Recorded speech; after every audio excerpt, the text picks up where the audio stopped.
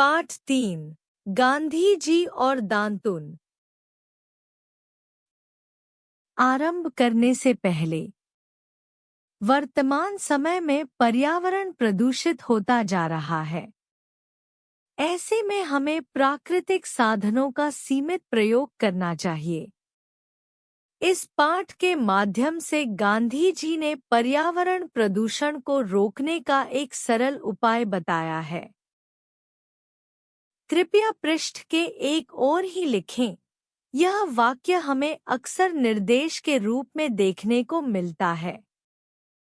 परीक्षा में परीक्षार्थियों को दी जाने वाली उत्तर पुस्तिका के शीर्ष पर भी यह पंक्ति लिखी होती है।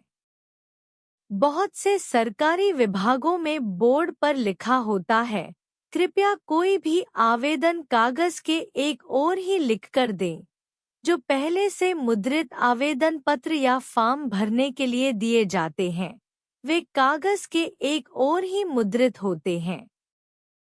उनका पृष्ठभाग खाली रखा गया होता है। ऐसा करना भले ही सुविधाजनक हो, लेकिन पर्यावरण की दृष्टि से यह उचित नहीं है। जो काम किसी एक कागज के दोनों हिस्सों से लिया जा सकता है, उसके लिए दो अलग-अलग कागज खर्च होते हैं। परिणामस्वरूप अधिक कागजों का निर्माण करने के लिए अधिक पेड़ काटने पड़ रहे हैं। इससे पर्यावरण संतुलन भी बिगड़ता जा रहा है।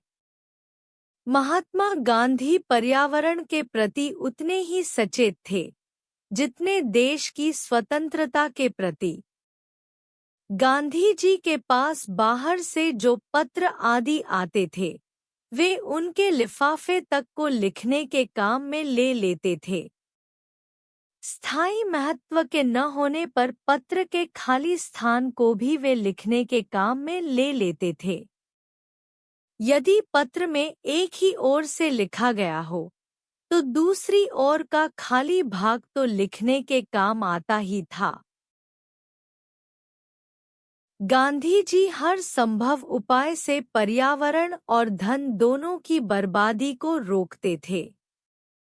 एक बार उनके मन में दांतुन के एक से अधिक उपयोगों के बारे में विचार आया। वे उस समय इंदौर में थे। उन्होंने वहीं उसी दिन से दांतुन का उपयोग एक से अधिक कामों में करना शुरू कर दिया। मगनबाड़ी लौटने के बाद पहली शाम के प्रवचन में गांधी जी ने आश्रमवासियों को समझाया कि हमारे देश में अधिकतर लोग गांवों में रहते हैं। उन्हें ईंधन के लिए जंगलों से लकड़ी काटनी पड़ती है। यह उनकी विवशता है कि ईंधन का कोई अन्य साधन उनके पास उपलब्ध नहीं है। इसी के साथ साथ उन्हें हम शहरी लोगों की आवश्यकता के लिए भी पेड़ों की कटाई करनी पड़ती है। हमें ऐसे उपाय सोचने चाहिए जिससे पेड़ों की बर्बादी रुके। इसकी शुरुआत हम दांतुन को बहुउपयोगी बनाकर कर सकते हैं। गांधी जी ने आश्रमवासियों को याद दिलाया कि हम दांत साफ करने के लिए जो दांतुन प्रयोग करते हैं, उसे एक बार प्रयोग में लाने के बाद हम उसे फेंक देते हैं।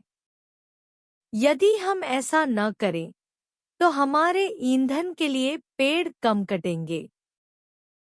हम दांतुन करने के बाद उसे साफ करके सुखा लें। जब वे अच्छी तरह सूख जाए तब उन्हें ईंधन के रूप में उपयोग में लाएं। प्रवचन सुन रहे आश्रमवासियों को लगा कि बापू कुछ ज्यादा ही दूर की सोच रहे हैं। भला इतनी सी दांतुन से कितना ईंधन बनेगा? सबके मन की यही बात एक व्यक्ति ने गांधी जी से कह दी।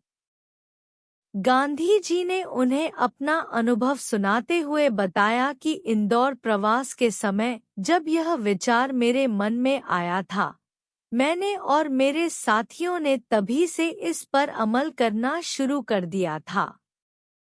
अगले 4 दिनों में हमारी दांतुनों के जो टुकड़े जमा हुए, उनसे मैंने 5वें दिन अपने स्नान के लिए 1 लोटा पानी गर्म कर लिया था। गांधी जी से उनके प्रयोग के बारे में जानने के बाद वहां बैठे सभी श्रोताओं को लगा कि हाँ, यह हो तो सकता है। दांतुन की दांतुन और ईंधन का ईंधन। गांधी जी ने उसी दिन आश्रम के बरामदे में एक बाल्टी टंगवा दी और यह सूचना प्रसारित कर दी कि अगली सुबह से प्रत्येक आश्रमवासी दांतुन करने के बाद दांतुन के टुकड़ों को धोकर उसे बाल्टी में डाल देगा। 10 बजे के आसपास कोई एक व्यक्ति उस बाल्टी में जमा हुए सभी टुकड़ों को धूप में सूखने के लिए फैलाएगा। सूखे हुए टुकड़े कोयले वाली कोठरी में पहुंचाए जाएंगे और बाद में ईंधन के रूप में प्रयोग में लाए जाएंगे। गांधी जी की इस सीख और विधि की बदौलत कुछ न समझी जाने वाली दांतुन भी पर्यावरण की रक्षा में अपना योगदान देने में समर्थ हो गई। गांधी जी के अनुयायी सुमंगल प्रकाश के संस्मरण पर आधारित